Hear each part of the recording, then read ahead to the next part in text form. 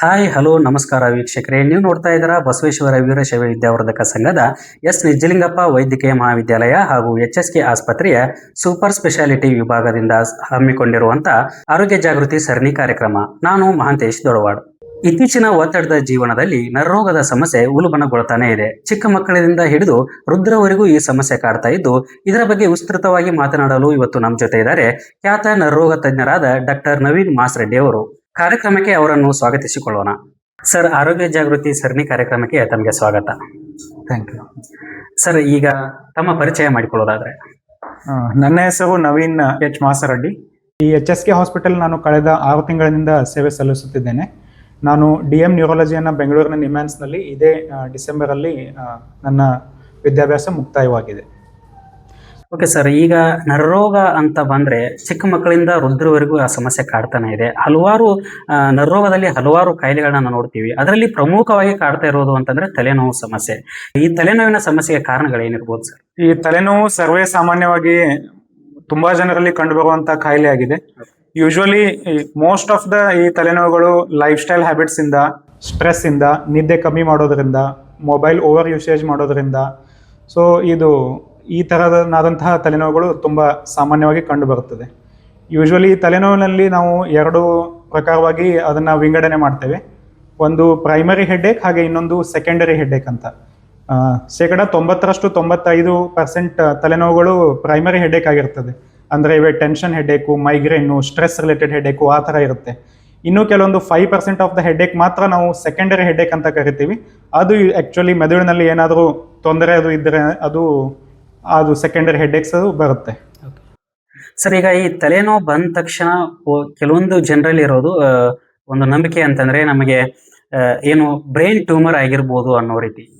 ಯಾವ ರೀತಿ ತಲೆನೋವು ಬಂದಾಗ ಸರ್ ಇಂಥ ಕಾಯಿಲೆಗಳು ಕಂಡು ಬರುತ್ತೆ, ಅಥವಾ ತಲೆನೋವು ಇದ್ದವರಿಗೆಲ್ಲ ಇಂಥ ಸಮಸ್ಯೆಗಳು ಕಾಡುತ್ತಾ? ನಾನು ಈಗಾಗಲೇ ಹೇಳಿದಾಗೆ 90-95% ಹೆಡ್ಏಕು ಯೂಶ್ವಲಿ ಪ್ರೈಮರಿ ಹೆಡ್ಏಕ್ ಅಂತ ಕರಿತೀವಿ. ಯೂಶ್ವಲಿ ಇದು ಸ್ಟ್ರೆಸ್ಸು ಅಥವಾ ಸ್ಲೀಪು ಅಥವಾ ಅದರ ಟೆನ್ಷನ್ ರಿಲೇಟೆಡ್ ಹೆಡ್ಏಕ್ ಇರುತ್ತೆ. Brain tumour as A reason of headache, brain tumour ತುಂಬ ವಿರಳ, ಲೆಸ್ ದೆನ್ 1% ಅಂತ ಹೇಳ್ಬೋದು.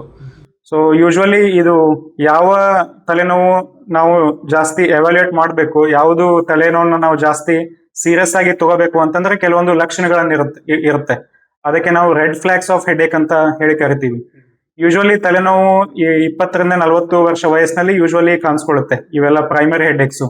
ಯಾವುದೇ ತಲೆನೋವು ಓಲ್ಡ್ ಏಜ್ ಅಲ್ಲಿ ಹೊಸದಾಗಿ ಕಂಡು ಬರುವಂತ ತಲೆನೋವು, ಅಥವಾ ಸಡನ್ ಆಗಿ ಸ್ಟಾರ್ಟ್ ಆಗಿದೆ, ತುಂಬಾ ಇಂಟೆನ್ಸಿಟಿ ತುಂಬಾ ಜಾಸ್ತಿ ಆಗಿರುವಂತ ತಲೆನೋವು, ಅಥವಾ ತಲೆನೋವಿನ ಜೊತೆಗೆ ಮತ್ತೇನೋ ಆದರೂ ಒಂದು ತೊಂದರೆ, ಕಂಟಿನ್ಯೂಸ್ ಆಗಿ ವಾಮಿಟಿಂಗ್ ಆಗೋದು, ಅಥವಾ ಕಣ್ ಮಂಜಾಗೋದು, ಬ್ಯಾಲೆನ್ಸ್ ಅಲ್ಲಿ ತೊಂದರೆ ಆಗೋದು, ಕೈ ಕಾಲಲ್ಲಿ ಶಕ್ತಿ ಸಿಗದೆ ಇರೋದು, ಈ ತರ ತಲೆನೋವು ಕೆಲವೊಂದು ಲಕ್ಷಣಗಳಿದ್ರೆ ಅದನ್ನ ನಾವು ಯೂಶ್ವಲಿ ಸೆಕೆಂಡರಿ ಹೆಡ್ಏಕ್ ಅಂತ ಹೇಳಿ ಕರಿತೀವಿ.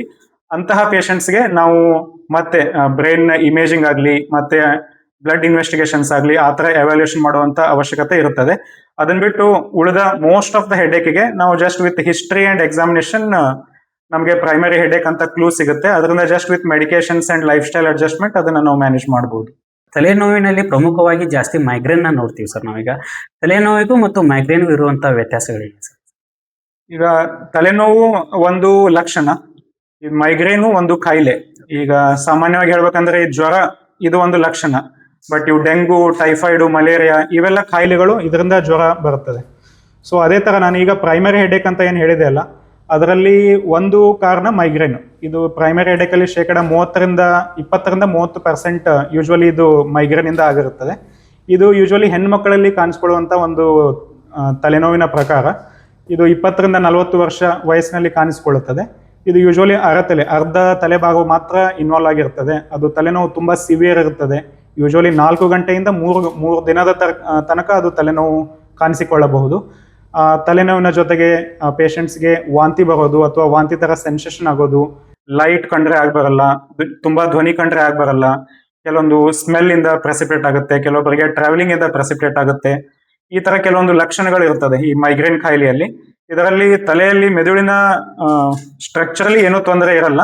ಇವು ಜಸ್ಟ್ ಲೈಫ್ ಸ್ಟೈಲ್ ಅಲ್ಟರ್ ಆಗಿರೋದ್ರಿಂದ ಅಥವಾ ನ್ಯೂರೋಕೆಮಿಕಲ್ ಇಂಬ್ಯಾಲೆನ್ಸಸ್ ಇಂದ ಬರುವಂತ ತಲೆನೋವು. ಸೊ ಇದು ಒಂದು ತಲೆನೋವಿನ ಒಂದು ಪ್ರಕಾರ ಅಂತ ಹೇಳ್ಬೋದು. ಸರ್, ಈ ಮೈಗ್ರೇನ್ ಒಂದು ಕಾಯಿಲೆ ಅಂತ ಹೇಳ್ತಾ ಇದ್ರಿ. ಈ ಮೈಗ್ರೇನ್ ಕಾಯಿಲೆ ಬರೋದಕ್ಕೆ ಕಾರಣಗಳು ಏನಿರ್ಬೋದು? ಒಂದು ಇದು female sex usually incidence wise ಮೇಲ್ಸ್ಗಿಂತ ಇದು ಮೈಗ್ರೇನ್ ಫಿಮೇಲಲ್ಲಿ ತುಂಬ ಕಾಮನ್ನು. ಅದನ್ನ ಬಿಟ್ಟು lifestyle habits, sleep routine ಸರಿ ಇರಲಿಲ್ಲ ಅಂತಂದರೆ, ಮತ್ತು daily food habits, oily foods ಜಾಸ್ತಿ ತಿನ್ನೋದ್ರಿಂದ, ಮತ್ತು ಡೈಲಿ ರುಟೀನ್ಸ್ ಮೇಂಟೈನ್ ಮಾಡಿಲ್ಲ ಅಂತಂದ್ರೆ ಓನ್ಲಿ 1 day 2 meals ತಿನ್ನೋದು, ನೆಕ್ಸ್ಟ್ ಇನ್ನೊಂದು ದಿನ 3 meals ತಿನ್ನೋದು, ಈ ಥರ ಮೀಲ್ಸಲ್ಲಿ ವ್ಯತ್ಯಾಸ ಆಯಿತು ಅಂತಂದರೆ, ಇನ್ನೊಂದು ಕೆಲಸದ ಒತ್ತಡ ಅಥವಾ ಯಾವುದಾದ್ರೂ ಇದರಿಂದ ನಾವು ಜಾಸ್ತಿ ಸ್ಟ್ರೆಸ್ ತಗೊಂಡ್ರೆ, ಸೊ ಇವೆಲ್ಲ ಮೈಗ್ರೇನ್ ಅಟ್ಯಾಕಿಗೆ ಯೂಶ್ವಲಿ ಪ್ರೆಸಿಪಿಟೆಂಟ್ ಆಗಿ ಆಕ್ಟ್ ಆಗುತ್ತೆ. ಸರ್, ಈ ತಲೆನೋವು ಬರೆದಿರೋ ತರ ಮುನ್ನೆಚ್ಚರಿಕೆ ಕ್ರಮಗಳನ್ನ ತಗೊಳ್ಬೇಕು ಅಂತಂದ್ರೆ ಯಾವೆಲ್ಲ ಕ್ರಮಗಳನ್ನ ತಗೊಳ್ಬೇಕು? ನಾರ್ಮಲಿ ಈಗ ಬೇರೆ ಯಾವುದೇ ನಮ್ದು ಹಾರ್ಟ್ ಆಗಲಿ ಲಿವರ್ ಆಗಲಿ ಪ್ರತಿಯೊಂದು ಕಾಯಿಲೆಗೂ ಯಾವುದು ಸೇಫ್ ಹ್ಯಾಬಿಟ್ಸ್ ಅಂತ ಇದೆಯಲ್ಲ, ತಲೆನೋವು ಕೂಡ ಯಾವುದೇ ಸ್ಪೆಷಲ್ ಆಗಿ ಏನು ಮಾಡುವಂತ ಅವಶ್ಯಕತೆ ಇರಲ್ಲ. ಡೈಲಿ ರುಟೀನ್ 6 to 7 hours ನಿದ್ದೆ ಸರಿಯಾಗಿ ಮಾಡಬೇಕು. ಅದ್ರ ಜೊತೆಗೆ ಊಟ ಟೈಮ್ ಟು ಟೈಮ್ ಸರಿಯಾಗಿ ಮಾಡಬೇಕು. ಯಾವುದೇ ಇದನ್ನ ಸ್ಟ್ರೆಸ್ ಅನ್ನ ಜಾಸ್ತಿ ಓವರ್ ಥಿಂಕಿಂಗು ಸ್ಟ್ರೆಸ್ಸು ಮಾಡ್ಲಿಕ್ಕೆ ಹೋಗ್ಬಾರ್ದು. ಇದು ಮೊಬೈಲು ಸ್ಕ್ರೀನ್ ಯೂಸೇಜ್ ಇಂದ ಕೆಲವೊಬ್ಬರಿಗೆ ಇದು ಹೆಡ್ಏಕ್ ಪ್ರೆಸಿಪಿಟೇಟ್ ಆಗುತ್ತೆ, ಅದನ್ನ ಲಿಮಿಟ್ ಮಾಡ್ಕೋಬೇಕು. ಅದೇ ತರನಾಗಿ ಡೈಲಿ ಫುಡ್ ಹ್ಯಾಬಿಟ್ಸು, ಅದೇ ರೀತಿ daily physical activities, sedentary life style ಅನ್ನ ಅವಾಯ್ಡ್ ಮಾಡೋದ್ರಿಂದ ಇದು ಮ್ಯಾಕ್ಸಿಮಮ್ ಮೋಸ್ಟ್ ಆಫ್ ದ ತಲೆನೋವು ನಾವು ಪ್ರಿವೆಂಟ್ ಮಾಡಬಹುದು. ಸರ್, ಇದಾದ ನಂತರ ನೆಕ್ಸ್ಟ್ ನಮಗೆ ಕಾಡುವಂತ ಮತ್ತೊಂದು ನರರೋಗ ಅಂತಂದ್ರೆ ಈ ಸ್ಟ್ರೋಕ್ ಅಂತ ಕರಿತೀವಿ. ಏನ್ ಈ ಸ್ಟ್ರೋಕ್ ಅಂತಂದ್ರೆ ಯಾಕೆ ಬರುತ್ತೆ? ಈ ಸ್ಟ್ರೋಕ್ ಈಗ ಯಾವ ತರ ಹಾರ್ಟ್ ಅಟ್ಯಾಕ್ ಅಂತ ಹೇಳ್ತೀವಿ, ಇದು ಸ್ಟ್ರೋಕ್ ಅನ್ನ ಬ್ರೈನ್ ಅಟ್ಯಾಕ್ ಅಂತ ಹೇಳ್ಬೋದು. ಈ ನಮ್ದು ಎಲ್ಲ ನರಗಳು ನಮ್ದು ಬ್ರೈನ್ ಅಲ್ಲಿ ಫಂಕ್ಷನ್ ಮಾಡ್ಲಿಕ್ಕೆ ಕಂಟಿನ್ಯೂಸ್ ಆಗಿ ಬ್ಲಡ್ ಸಪ್ಲೈ ಇರಬೇಕು. ಸೊ ಆ ಬ್ಲಡ್ ಸಪ್ಲೈ ಕೆಲವೊಂದು ರಕ್ತನಾಳದಿಂದ ಆಗುತ್ತೆ. ಸೊ ಆ ರಕ್ತನಾಳದಲ್ಲಿ ರಕ್ತ ಹೆಪ್ಪುಗಟ್ಟಿ ಬ್ಲಡ್ ಸಪ್ಲೈ ಏನಾದರೂ ಸ್ಟಾಪ್ ಆಯ್ತು ಅಂತಂದ್ರೆ, ಅಥವಾ ಯಾವುದೇ ಕಾರಣಕ್ಕೆ ರಕ್ತನಾಳ ಒಡ್ಕೊಳ್ಳೋದ್ರಿಂದ ನರಗಳಿಗೆ ಇದು ಬ್ಲಡ್ ಸಪ್ಲೈ ಆಗಲ್ಲ. ಸೊ ಬ್ಲಡ್ ಸಪ್ಲೈ ಆಗದೇ ಇದ್ದಾಗ ನರಗಳಲ್ಲಿ ಆಕ್ಸಿಜನ್ ಕೊರತೆ ಆಗಿ ಆ ನರಗಳ ಹಾನಿ ಆಗಕ್ಕೆ ಸ್ಟಾರ್ಟ್ ಮಾಡುತ್ತೆ. ಅದನ್ನೇ ನಾವು ಸ್ಟ್ರೋಕ್ ಅಂತ ಹೇಳ್ತಾರೆ. ಸರ್, ಈ ಸ್ಟ್ರೋಕ್ ಬರೋಕ್ಕಿಂತ ಮುಂಚೆ ನಮಗೆ ನಮ್ಮ ದೇಹ ಏನಾದ್ರೂ ಸೂಚನೆ ಕೊಡುತ್ತಾ? ಏನಾದ್ರೂ ಈಗ ಮುಂದಿನ ಹಂತದಲ್ಲಿ ನಮಗೆ ಸ್ಟ್ರೋಕ್ ಬರ್ಬೋದು ಅನ್ನೋ ರೀತಿ? ಕೆಲವು ಪೇಷಂಟ್ಸ್ ಅಲ್ಲಿ, ಮೆಜಾರಿಟಿ ಪೇಷಂಟ್ಸ್ ಅಲ್ಲಿ ಸ್ಟ್ರೋಕ್ ಮುಂಚೆನೆ ನಮಗೆ ಕೆಲವೊಂದು ಸೂಚನೆಗಳನ್ನ ಕೊಡುತ್ತೆ. ಯೂಶುವಲಿ ಇದನ್ನ ನಾವು ಟ್ರಾನ್ಸಿಯಂಟ್ ಇಸ್ಕೆಮಿಕ್ ಅಟ್ಯಾಕ್ ಅಂತ ಹೇಳ್ತೀವಿ. ಲೇಮನ್ ಟರ್ಮ್ ಅಲ್ಲಿ ಮಿನಿ ಸ್ಟ್ರೋಕ್ ಅಂತ ಕೂಡ ಹೇಳ್ತೀವಿ.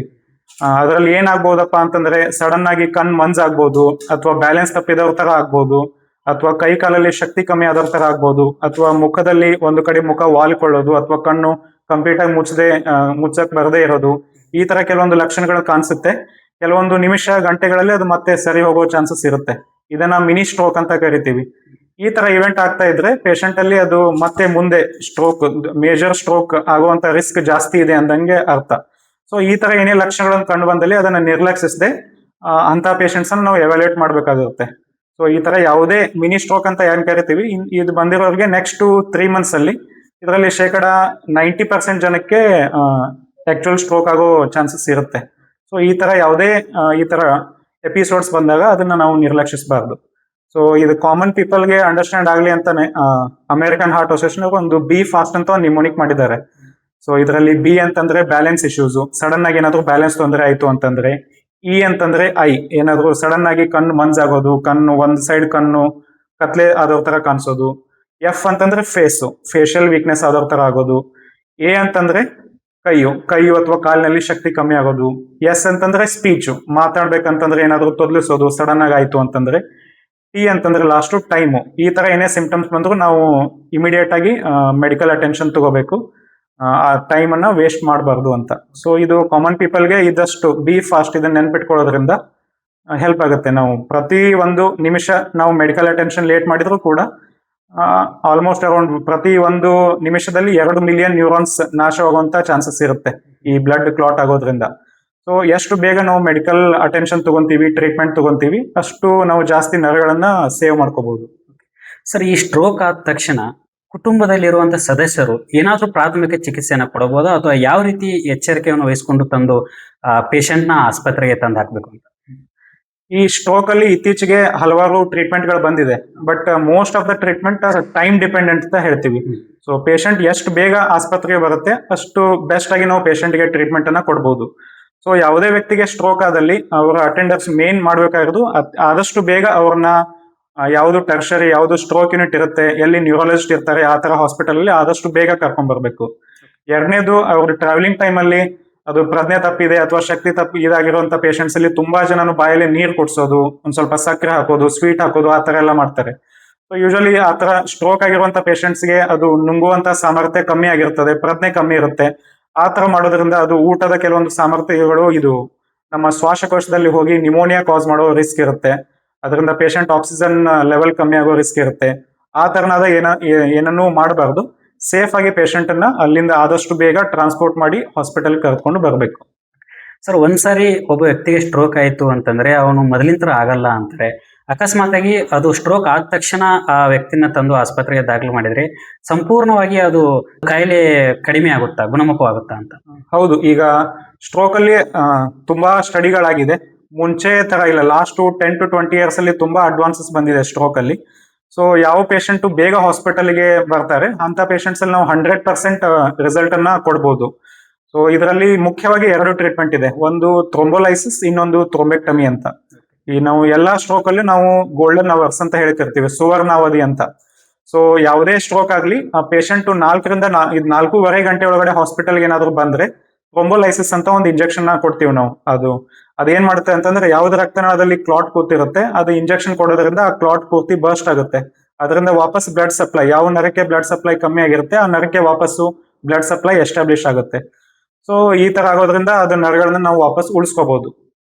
ಸೊ ಇನ್ನೂ ಒಂದು ಥ್ರೊಂಬೆಕ್ಟಮಿ ಅಂತ ಇನ್ನೂ ಒಂದು ಪ್ರೊಸೀಜರ್ ಇದೆ. ಅದು ಪೇಷಂಟ್ 24 ಗಂಟೆ ಒಳಗೆ ಬಂದರೂ ಕೂಡ ನಾವು ಇಮೇಜಿಂಗ್ ಅಲ್ಲಿ ನೋಡ್ತೀವಿ ಇನ್ನೂ ಕೆಲವೊಂದು ನರಗಳು ಉಳಿದಿತ್ತು ಅಂತಂದ್ರೆ ಅದು ನಾವು ಸ್ಟಂಟ್ ಹಾಕಿ ಗೈಡ್ ವಾರ್ ಮುಖಾಂತರ ಅದೇನು ರಕ್ತ ಹೆಪ್ಪುಗಟ್ಟಿದೆ ಅದನ್ನ ಇಮೇಜಿಂಗ್ ಗೈಡೆನ್ಸ್ ಅಲ್ಲಿ ಹೋಗಿ ಆ ಕ್ಲಾಟ್ ಅನ್ನ ರಿಮೂವ್ ಮಾಡಬಹುದು. ರಿಮೂವ್ ಮಾಡೋದ್ರಿಂದ ಕೂಡ ನಾವು ಬ್ಲಡ್ ಸಪ್ಲೈನ ಅಚೀವ್ ಮಾಡಬಹುದು. ಇದು ಪೇಷಂಟ್ 24 ಗಂಟೆ ಒಳಗೆ ಬಂದರೂ ಕೂಡ ಇದನ್ನ ನಾವು ಚಿಕಿತ್ಸೆ ಮಾಡಬಹುದು. ಸೊ ಸ್ಟ್ರೋಕ್ ಆದಾಗ ಎಷ್ಟು ಬೇಗ ನಾವು ಮೆಡಿಕಲ್ ಟ್ರೀಟ್ಮೆಂಟ್ ಸ್ಟಾರ್ಟ್ ಮಾಡ್ತೀವಿ ಅಷ್ಟು ಔಟ್ಕಮ್ಸ್ ಕೂಡ, ಲಾಂಗ್ ಟರ್ಮ್ ಔಟ್ಕಮ್ಸ್ ಕೂಡ ಅಷ್ಟೇ ಚೆನ್ನಾಗಿರುತ್ತೆ. ಓಕೆ ಸರ್, ಈ ಸ್ಟ್ರೋಕ್ ಎಲ್ಲ ಆದಾಗ ಹಳ್ಳಿ ಕಡೆ ಒಂದು ವಿಧಾನ ಏನಂತಂದ್ರೆ ಆಸ್ಪತ್ರೆಗೆ ಕರ್ಕೊಂಡು ಹೋಗೋಕ್ಕಿಂತಲೂ ನಾಟಿ ಔಷಧ ಮಾಡಿದ್ರೆ ಬೇಗ ಕಡಿಮೆ ಆಗುತ್ತೆ ಅಂತ. ಇದ್ರ ಬಗ್ಗೆ ನಿಮ್ಮ ಅಭಿಪ್ರಾಯ ಏನು ಸರ್? ಇಲ್ಲಿ ಬಹಳಷ್ಟು ಜನ ಈ ಒಂದು ಪದ್ಧತಿಯನ್ನು ಅಳವಡಿಸ್ಕೊಂಡಿದ್ದಾರೆ. ಬಟ್ ಅನ್ಫಾರ್ಚುನೇಟ್ಲಿ ಈ ತರ ಮಾಡೋದ್ರಿಂದ ಅದೇನು ಸುವರ್ಣಾವಧಿ ಅಂತ ಹೇಳ್ತಿರ್ತೀವಲ್ಲ, ಆ ಸುವರ್ಣಾವಧಿಯನ್ನ ನಾವು ಕಳ್ಕೊಂತೀವಿ. ಈ ಪೇಷಂಟು 2ನೇ ದಿನ 3ನೇ ದಿನ ಆಲ್ರೆಡಿ ಬಂದಿರುವಾಗ ಆ ನರ ಯಾವುದು ನರ ಬ್ಲಡ್ ಸಪ್ಲೈ ಕಮ್ಮಿ ಆಗಿರುತ್ತೆ ಆ ನರಗಳು ಆಲ್ಮೋಸ್ಟ್ ಕಂಪ್ಲೀಟ್ ಆಗಿ ಡ್ಯಾಮೇಜ್ ಆಗಿಬಿಟ್ಟಿರುತ್ತೆ. ಸೊ ಈ ತರ 3rd ಡೇ 4th ಡೇ ಬಂದಾಗ ಆ ತರ ನಾವು ಕ್ಯೂರೇಟಿವ್ ಡಿಸೀಸ್ ಏನು ಮಾಡ್ಲಿಕ್ಕೆ ಆಗೋದಿಲ್ಲ. ಸೊ ಆಮೇಲೆ ನಾವು ನಂತರವಾಗಿ ಏನ್ ಮಾಡ್ಬೇಕಂತಂದ್ರೆ ಜಸ್ಟ್ ರಿಹ್ಯಾಬಿಲಿಟೇಟಿವ್ ಟ್ರೀಟ್ಮೆಂಟ್ ಅಲ್ಲೇ ಜಾಸ್ತಿ ಫೋಕಸ್ ಮಾಡ್ಬೇಕಾಗುತ್ತೆ. ಸೊ ಲೇಟ್ ಆಗಿ ಬರೋದ್ರಿಂದ ನಾವು ಅದೊಂದು ವಿಂಡೋ ಅಪಾರ್ಚುನಿಟಿಯನ್ನ ನಾವು ಮಿಸ್ ಮಾಡ್ಕೊಂತೀವಿ. ಇವು ಥ್ರೊಂಬೋಲೈಸಿಸ್, ಥ್ರೊಂಬೆಕ್ಟಮಿ ಅಂತ ಪೇಷಂಟ್ ಟ್ರೀಟ್ಮೆಂಟ್ಗಳು ನಾವು ಆ ಪೇಷಂಟ್ಗೆ ಒದಗಿಲಿಕ್ಕೆ ಆಗೋದಿಲ್ಲ. ಓಕೆ ಸರ್, ಇದು ಈ ಸ್ಟ್ರೋಕಿಗೆ ಏಜ್ ಲಿಮಿಟ್ ಅಂತ ಏನಾದರೂ ಇದೆಯಾ? ಯುವಕರಲ್ಲಿಯೂ ಕಂಡು ಬರುತ್ತೆ, ವೃದ್ಧರಲ್ಲಿ ಕಂಡು ಬರುತ್ತೆ. ಇದಕ್ಕೆ ಏನಾದರೂ ಸಾಮಾನ್ಯ ವಯಸ್ಸು ಅಂತ ಏನಾದರೂ ಇದೆಯಾ? ಯೂಶುವಲಿ ಸ್ಟ್ರೋಕು 50 to 50 ಅಬೋ ಜಾಸ್ತಿ ಕಂಡು ಬರುವಂತ ಕಾಯಿಲೆ ಮುಂಚೆ. ಬಟ್ ಇತ್ತೀಚೆಗೆ ಲೆಸ್ ದೆನ್ 50 ಇಯರ್ಸ್ ಕೂಡ ಇದು ಸ್ಟ್ರೋಕ್ ಅನ್ನ ನಾವು ನೋಡ್ತಾ ಇದ್ದೀವಿ. ಇದನ್ನ ನಾವು ಸ್ಟ್ರೋಕ್ ಇನ್ ಯಂಗ್ ಅಂತ ಹೇಳಿ ಕರಿತೀವಿ. ಇದಕ್ಕೆ ತುಂಬಾ ಕಾರಣಗಳಿದೆ. ಒಂದು, ಇತ್ತೀಚೆಗೆ BP, ಶುಗರ್ ಇವುಗಳ ಸಂಖ್ಯೆ ಕೂಡ ಚಿಕ್ಕ ವಯಸ್ಸಿನಲ್ಲೇ ಜಾಸ್ತಿ ಆಗ್ತಾ ಇದೆ. ಅದರ ಜೊತೆಗೆ ಸ್ಮೋಕಿಂಗ್, ಆಲ್ಕೋಹಾಲ್ ಮತ್ತೆ ಫುಡ್ ಕನ್ಸಂಪ್ಷನ್. ಸೊ ಈ ಲೈಫ್ ಸ್ಟೈಲ್ ಹ್ಯಾಬಿಟ್ಸ್ ಇಂದ ಕೂಡ ಈಗ ಯುವಕರಲ್ಲಿ ಸ್ಟ್ರೋಕ್ ಸಾಧ್ಯತೆ ಜಾಸ್ತಿ ಆಗಿದೆ. ಅದೇ ತರ ಕೆಲವೊಂದು ಚಿಕ್ಕ ಮಕ್ಕಳಲ್ಲಿ ಅಥವಾ ಇನ್ನು 20 ವರ್ಷ 30 ವರ್ಷದ ಯುವಕರಲ್ಲಿ ಕೂಡ ಸ್ಟ್ರೋಕ್ ಬರ್ಬೋದು. ಇವರಿಗೆ ಯೂಶುವಲಿ ಹಾರ್ಟ್ ಇಂದ ಏನಾದರೂ ಸಮಸ್ಯೆ ಇತ್ತು ಅಂತಂದ್ರೆ, ಅಥವಾ ನಮ್ಮ ರಕ್ತದಲ್ಲೂ ಕೂಡ ರಕ್ತವನ್ನು ತಿಳುವಾಗಿಡಲು, ರಕ್ತವನ್ನು ಹೆಪ್ಪುಗಡಲು ಬಹಳ ಪ್ರೋಟೀನ್ಸ್ ಗಳಿರುತ್ತೆ. ಅದರಲ್ಲಿ ಏನಾದರೂ ಅನುವಂಶೀಯವಾದಂತಹ ಕಾಯಿಲೆಗಳಿದ್ರೆ, ಅವ್ರದ್ದು ರಕ್ತ ಜಾಸ್ತಿ ಗಟ್ಟಿಯಾಗುವಂತ ಅಂಶ ಜಾಸ್ತಿ ಇದ್ದು ಅಂತಂದ್ರೆ, ಸೊ ಅಂತವರಲ್ಲಿ ಕೂಡ ಇದು ಸ್ಟ್ರೋಕ್ ಲಕ್ಷಣಗಳು ಚಿಕ್ಕ ವಯಸ್ಸಲ್ಲೇ ಕಾಣಿಸ್ಕೊಳ್ಳುತ್ತೆ. ಸರ್, ಈ ಯುವಕರಿಗೆ ಅಥವಾ ಚಿಕ್ಕ ಮಕ್ಕಳಿಗೆ ಸ್ಟ್ರೋಕ್ ಅಟ್ಯಾಕ್ ಆದ್ರೆ ಅವರು ಮತ್ತೆ ಸಾಮಾನ್ಯ ಜೀವನ ನಡೆಸಕ್ ಸಾಧ್ಯ ಆಗತ್ತಾ? ಈಗ ವಯಸ್ಕರಲ್ಲಿ ಸ್ಟ್ರೋಕ್ ಆಗೋದಕ್ಕಿಂತ ಯುವಕರಲ್ಲಿ ಮತ್ತೆ ಚಿಕ್ಕ ವಯಸ್ಸಲ್ಲಿ ಆಗುವಂತ ಸ್ಟ್ರೋಕ್ ಅಲ್ಲಿ ರಿಕವರಿ ಚಾನ್ಸಸ್ ಇನ್ನೂ ತುಂಬಾ ಚೆನ್ನಾಗಿರುತ್ತೆ. ಯಾಕಂತಂದ್ರೆ ನ್ಯೂರೋಪ್ಲಾಸ್ಟಿಸಿಟಿ ಅಂತ ಒಂದು ನಾವು ಟರ್ಮ್ ಯೂಸ್ ಮಾಡ್ತೀವಿ. ಸಿಂಪಲ್ ಆಗಿ ಹೇಳ್ಬೇಕು ಅಂತಂದ್ರೆ, ಯಾವುದೇ ನರ ನಮ್ದು ಡ್ಯಾಮೇಜ್ ಆದಾಗ ಬೇರೆ ಅದರ ಸುತ್ತಮುತ್ತಲ ಇರುವಂತ ನರಗಳು ಆ ಡ್ಯಾಮೇಜ್ ಆದಂತ ನರದ ಕೆಲಸವನ್ನು ಮಾಡಬೇಕು. ಮೆದುಳಿಗೆ ಇದೊಂದು ಸಾಮರ್ಥ್ಯ ಇದೆ, ಅದನ್ನ ನ್ಯೂರೋಪ್ಲಾಸ್ಟಿಸಿಟಿ ಅಂತ ಹೇಳ್ತೀವಿ. ಈ ಕ್ವಾಲಿಟಿ ಗ್ರೋಯಿಂಗ್ ಬ್ರೈನ್, ಇದು ಚಿಕ್ಕ ಮಕ್ಕಳಲ್ಲಿ, ಅದೇ ತರ ಈ 20-30 ಇಯರ್ಸ್ ಏಜ್ ಇರುವಂತ ವ್ಯಕ್ತಿಗಳಲ್ಲಿ ಇದು ತುಂಬಾ ಚೆನ್ನಾಗಿರುತ್ತೆ. So compare to old age, ಈ ಚಿಕ್ಕ ವಯಸ್ಸಲ್ಲಿ ಸ್ಟ್ರೋಕ್ ಆಗಿರೋದ್ರಿಂದ ಇವ್ರಿಗೆ ನಾವು ಟ್ರೀಟ್ಮೆಂಟ್ ಮತ್ತೆ ರಿಹ್ಯಾಬಿಲಿಟೇಷನ್ ಎಲ್ಲ ಚೆನ್ನಾಗಿ ಮಾಡಿದ್ರೆ, so they can near normal life, they can again recover. ಸರಿ, ಈ ಸ್ಟ್ರೋಕ್ ಅನ್ನೋದು ಸಾಮಾನ್ಯವಾಗಿ ಮೆದುಳಿಗೆ ಬರುವಂತ ಒಂದು ಕಾಯಿಲೆ ಅಂತ ಅಂದ್ರೆ, ಈ ಮೆದುಳನ್ನ ಆರೋಗ್ಯ ಇಟ್ಕೊಳ್ಬೇಕು ಅಂತಂದ್ರೆ ಯಾವೆಲ್ಲ ಕ್ರಮಗಳನ್ನ ಕೈಗೊಳ್ಬೇಕು ಅಂತ? ಮೆದುಳಿಗೆ ನಾವು ಏನು ಸ್ಪೆಷಲ್ ಆಗಿ ಏನ್ ಮಾಡ್ಬೇಕಾಗಿಲ್ಲ. ನಾರ್ಮಲ್ ಹಾರ್ಟ್ಗೆ ನಾವೇನು what we do for heart same thing we have to do for our brain. So main ಅಂತಂದ್ರೆ ಇದೆ ಯಾವುದೇ ಬ್ಲಡ್ ಪ್ರೆಷರು, ಡಯಾಬಿಟೀಸು, ಕೊಲೆಸ್ಟ್ರಾಲು ಇವೆಲ್ಲಾನು ಯಾವುದೇ ಕಾಯಿಲೆಗಳಿತ್ತು ಅಂತಂದ್ರೆ ಫಸ್ಟ್ ಅದನ್ನ ನಾವು ಕಂಟ್ರೋಲ್ ಮಾಡ್ಕೋಬೇಕು. ಮತ್ತೆ ಇವೇನು ಕಾಯಿಲೆ ಇಲ್ಲ ಅಂತಂದ್ರೂ ಕೂಡ ಆಲ್ಮೋಸ್ಟ್ ಈಗ 30 ಇಯರ್ಸ್ 40 ಇಯರ್ಸ್ ಆಗ್ತಿದ್ದಂಗೆ every once in a year or once in 2 years ನಾವು ರುಟೀನ್ ಬ್ಲಡ್ ಟೆಸ್ಟ್ ಅವೆಲ್ಲ ಮಾಡಿಸ್ಕೋಬೇಕಾಗತ್ತೆ. ಅದ್ರ ಜೊತೆಗೆ ನಾವು ತಿನ್ನುವಂತ ಆಹಾರದಲ್ಲಿ ಇವು ಕೆಲವೊಂದು ವಿಟಮಿನ್ B12 ರಿಚ್ ಫುಡ್ ಇರುತ್ತೆ. ಇವು ಡೈರಿ ಪ್ರಾಡಕ್ಟ್ಸ್, ಚಿಕನ್ ಈ ತರ, ಮತ್ತೆ ಕೆಲವೊಂದು omega-3 ಫ್ಯಾಟಿ ಆಸಿಡ್ಸ್ ಅಂತ ಹೇಳ್ತೀವಿ, ಅದು ಫಿಶ್ ಅಲ್ಲಿ ರಿಚ್ ಇರುತ್ತೆ. ಮತ್ತೆ ಇನ್ನು ಕೆಲವೊಂದು ಇವು ಗ್ರೀನ್ ಲೀಫಿ ವೆಜಿಟೇಬಲ್ಸ್ ಅಲ್ಲಿ ಮತ್ತೆ ಇವು ಹಣ್ಣು ತರಕಾರಿ ಇವೆಲ್ಲ ತಿನ್ನೋದ್ರಿಂದ ಅದು ನರಗಳ ಬೆಳವಣಿಗೆಗೆ ಉತ್ತಮವಾಗುತ್ತದೆ. ಅದೇ ತರನಾಗಿ ಸ್ಮೋಕಿಂಗ್ ಇವೆಲ್ಲ ಹ್ಯಾಬಿಟ್ಸ್ ಇಂದ ಇವು ರಕ್ತ ಹೆಪ್ಪುಗಟ್ಟುವುದು ಅಥವಾ ಸ್ಟ್ರೋಕ್ ಆಗುವಂತ ರಿಸ್ಕ್ ಜಾಸ್ತಿ ಇರುತ್ತೆ, ಅದನ್ನ ಅವಾಯ್ಡ್ ಮಾಡಬೇಕು. ಮತ್ತೆ ಸೆಡೆಂಟರಿ ಲೈಫ್ ಸ್ಟೈಲ್ ಇಂದ ಕೂಡ ಮತ್ತೆ ವೇಟ್ ಗೇನ್ ಇಂದ ಕೂಡ ಇವೆಲ್ಲ ರಿಸ್ಕ್ ಜಾಸ್ತಿ ಆಗಿರುತ್ತೆ. ಸೊ ಡೈಲಿ ಫಿಸಿಕಲಿ ಆಕ್ಟಿವಿಟಿ ಅಲ್ಲಿ ನಾವು ಇನ್ವಾಲ್ವ್ ಆಗೋದ್ರಿಂದ ಇದನ್ನ ಒಂದು ಮಟ್ಟಿಗೆ ನಾವು ಈ ಎಲ್ಲ ಮೆದುಳಿನ ಕಾಯಿಲೆಗಳನ್ನ ಕಂಟ್ರೋಲ್ ಮಾಡ್ಬೋದು. ಮತ್ತೆ ಸ್ಲೀಪ್ ಕೂಡ ಅಷ್ಟೇ ಇಂಪಾರ್ಟೆಂಟು. ಡೈಲಿ ನಾವು on N average 6 to 7 hours ನಿದ್ದೆ ಇಂಪಾರ್ಟೆಂಟು. ನಾವು ಮಲಗಿರೋ ಟೈಮಲ್ಲಿ ಕೆಲವೊಂದು ವೇಸ್ಟ್ ಪ್ರಾಡಕ್ಟ್ಸ್ ಇರುತ್ತೆ ಬ್ರೈನ್ ಅಲ್ಲೂ ಕೂಡ, ಎಲ್ಲ ಮೆಟಬಾಲಿಸಮ್ ಆಗಿ ಕೆಲವೊಂದು ವೇಸ್ಟ್ ಪ್ರಾಡಕ್ಟ್ಸ್ ಇರುತ್ತೆ, ಅವೆಲ್ಲ ಮೆಜಾರಿಟಿ ಕ್ಲಿಯರ್ ಆಗುವಂತ ಟೈಮ್ ಅಂತಂದ್ರೆ ನೈಟು ಮಲಗಿರುವಂತ ಸಮಯದಲ್ಲಿ. ಸೊ ಸರಿಯಾಗಿ ನಿದ್ದೆ ಮಾಡದೇ ಇರುವಂತ ಕೆಲವೊಂದು ಸ್ಟಡೀಸ್ ಇಂದ ಯಾರು ನಿದ್ದೆ ಕಮ್ಮಿ ಮಾಡಿರ್ತಾರೆ ಅಂತ ವ್ಯಕ್ತಿಗಳಲ್ಲಿ ಮುಂದೆ ಹೋಗಿ ಈ ತರ ಎಲ್ಲ ಮರುವಿನ ಕಾಯಿಲೆ ಇವೆಲ್ಲ ಇನ್ಸಿಡೆನ್ಸ್ ಜಾಸ್ತಿ ಇರುತ್ತೆ. So regular sleep is also very important. So sleep, food, daily exercises ಇವನ್ನ ನಾವು ಫಾಲೋ ಮಾಡ್ತಿದ್ರೆ ನಾವು ಮೆದುಳಿನ ಹೆಲ್ತ್ ಅನ್ನ ಕಂಟ್ರೋಲ್ ಮಾಡಬಹುದು. ಸರ್, ಕೆಲವೊಂದಷ್ಟು ಜನ ಹೇಳ್ತಿರ್ತಾರೆ ಏನಂತಂದ್ರೆ ನಮ್ದು ಅರ್ಧ ದೇಹ ನೋಯ್ತಾ ಇದೆ ಅಥವಾ ಅರ್ಧ ದೇಹ ವೀಕ್ ಆಗ್ತಾ ಇದೆ ಅಂತ. ಇವೆಲ್ಲರೂ ಏನಾದ್ರು ಸ್ಟ್ರೋಕಿಗೆ ಕಾರಣ ಆಗ್ಬೋದಾ ಅಥವಾ ಬೇರೆ ಕಾರಣಗಳು ಇರುತ್ತಾ? ಯೂಶುವಲಿ ನಾವು ಫಸ್ಟ್ ಯಾವುದೇ ಪೇಷಂಟ್ ಅರ್ಧ ಕೈ ಅಥವಾ ಅರ್ಧ ಕಾಲು ಅಂತ ಏನಾದ್ರು ಸಿಂಪ್ಟಮ್ಸ್ ಬಂದಾಗ ನಾವು ಫಸ್ಟ್ ಸ್ಟ್ರೋಕ್ ಅನ್ನೇ ರೂಲ್ ಔಟ್ ಮಾಡಬೇಕು. ಯಾಕಂತಂದ್ರೆ ಇದು ಒಂದು ಸೀರಿಯಸ್ ಅಥವಾ ಎಮರ್ಜೆನ್ಸಿ ಕಾಯಿಲೆ. ಇದನ್ನ ನಾವು ಆದಷ್ಟು ಬೇಗ ಕಂಡಿಡಿದು ಬೇಗ ಟ್ರೀಟ್ಮೆಂಟ್ ಮಾಡಬೇಕು. ಬಟ್ ಅದರ ಜೊತೆಗೆ ನಾವು ಸ್ಟ್ರೋಕ್ ಇದ್ರೆ ಯೂಶುವಲಿ ಇನ್ನೂ ಕೆಲವೊಂದು ಲಕ್ಷಣಗಳು ಇರುತ್ತೆ. ಜಸ್ಟ್ ಕೈ ಕಾಲಲ್ಲಿ ಇರಲ್ಲ, ಅದ್ರ ಜೊತೆ ಫೇಸ್ ಅಲ್ಲೂ ಕಣ್ಣಿಂದು ಅಥವಾ ಮಾತು ತೊದಲಿಸೋದು ಆ ತರ ಲಕ್ಷಣಗಳು ಇರುತ್ತೆ. ಬರೀ ಕೈಯು ಕಾಲು ಅಷ್ಟೇ ನೋವು ಅಥವಾ ವೀಕ್ನೆಸ್ ಇವೆಲ್ಲ ಸರ್ವೇ ಸಾಮಾನ್ಯವಾಗಿ ಕಂಡು ಬರೋದು ಅಂತಂದ್ರೆ ಇವು ಸ್ಪೈನಲ್ ಡಿಸೀಸಸ್ ಅಂತ ಹೇಳ್ಕರಿತೀವಿ. ಸರ್ವೈಕಲ್ ಸ್ಪೈನು ಇವೆಲ್ಲ ಡಿಜನರೇಟಿವ್ ಸ್ಪೈನಲ್ ಡಿಸೀಸಸ್ ಯೂಶುವಲಿ ಇವು 40 ಇಯರ್ಸ್ 50 ಇಯರ್ಸ್ ಆದ್ಮೇಲೆ ಜಾಸ್ತಿ ಕಂಡು ಬರುತ್ತೆ. ಈ ತರ ಸ್ಪೈನಲ್ ಕಾರ್ಡ್ ಕಾಂಪ್ರೆಷನ್ ಅಥವಾ ಏನೇ ಆಗಿದ್ರು ಸಹ ಈ ತರ ಒಂದ್ ಸೈಡ್ ಕೈಯು ಕಾಲು ತೊಂದರೆಗಳು ಕಂಡು ಬರ್ಬೋದು. ಸೊ ಅದು ಯೂಶುವಲಿ ಹಿಸ್ಟ್ರಿ ಮತ್ತೆ ಎಕ್ಸಾಮಿನೇಷನ್ ಮುಖಾಂತರ ನಾವು ಕಂಡು ಹಿಡಿತೀವಿ. ಸೊ ಹೌದು, ನಾವು ಅಲರ್ಟ್ ಆಗಿರ್ಬೇಕು ಒಂದೇ ಸೈಡ್ ಏನಾದ್ರು ಸಿಂಪ್ಟಮ್ಸ್ ಬಂದು ಅಂತಂದ್ರೆ. ಬಟ್ ಓನ್ಲಿ ಸ್ಟ್ರೋಕ್ ಅಷ್ಟೇ ಅಲ್ಲ, ಇನ್ನು ತುಂಬಾ ಕೆಲವು ಕಾಯಿಲೆಗಳಲ್ಲಿ ಕೂಡ ಈ ತರ ಸಿಂಪ್ಟಮ್ಸ್ ಆಗ್ಬೋದು. ಸರ್, ಈ ಸ್ಟ್ರೋಕ್ ನಂತರ ಜಾಸ್ತಿ ಕಾಡ್ತಾ ಇರೋದು ಅಂತಂದ್ರೆ ಪೀಟ್ಸ್ ಕಾಯಿಲೆ. ಇದು ಯಾವ ಕಾರಣಕ್ಕಾಗಿ ಬರುತ್ತೆ ಮತ್ತು ಇದರ ಕಾರಣಗಳೇನು?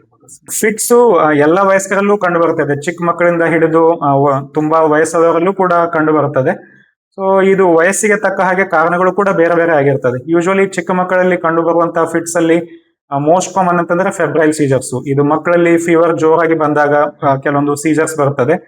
ಇದು ಜಸ್ಟ್ ಅದು 6 ಇಯರ್ಸ್ ತನಕ ಇರುತ್ತದೆ. ಒಂದ್ ವೇಳೆ ಮಕ್ಕಳು 6 ಇಯರ್ಸ್ ಎಲ್ಲ ಕ್ರಾಸ್ ಆದ್ಮೇಲೆ ಇದ್ರದ್ದು ರಿಸ್ಕ್ ಕೂಡ ಕಮ್ಮಿ ಆಗುತ್ತದೆ.